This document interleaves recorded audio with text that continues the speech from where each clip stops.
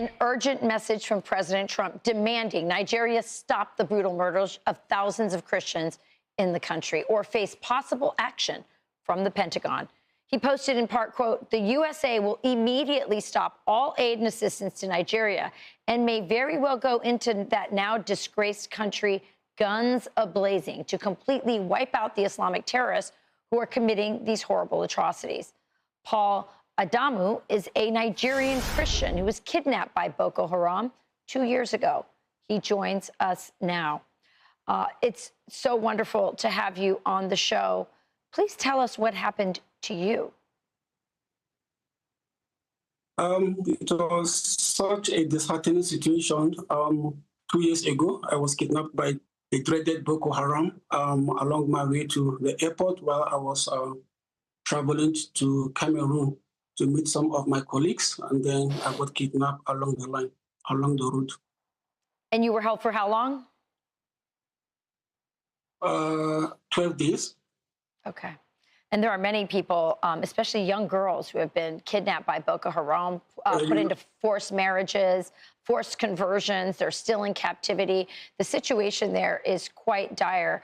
You heard what President Trump has said. Here's what Nigeria's president has said in response. He said that the characterization of Nigeria as religiously intolerant does not reflect our national reality, nor does it take into consideration the consistent and sincere efforts of the government to safeguard freedom of religion and beliefs for all Nigerians. What's your message? What's it like to be a Christian in Nigeria?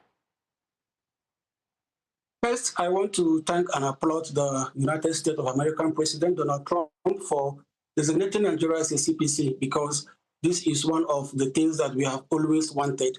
For the message of the Nigerian president, that I think at this point, I will say that there is a time when propaganda has no appeal, where propaganda has lost an appeal. And this is actually the time, because whatever is happening in Nigeria at this moment, I will say that Nigeria is the worst place to be as a Christian, like the worst place in the whole of the world to be as a Christian, because we wake up every day with news of killings.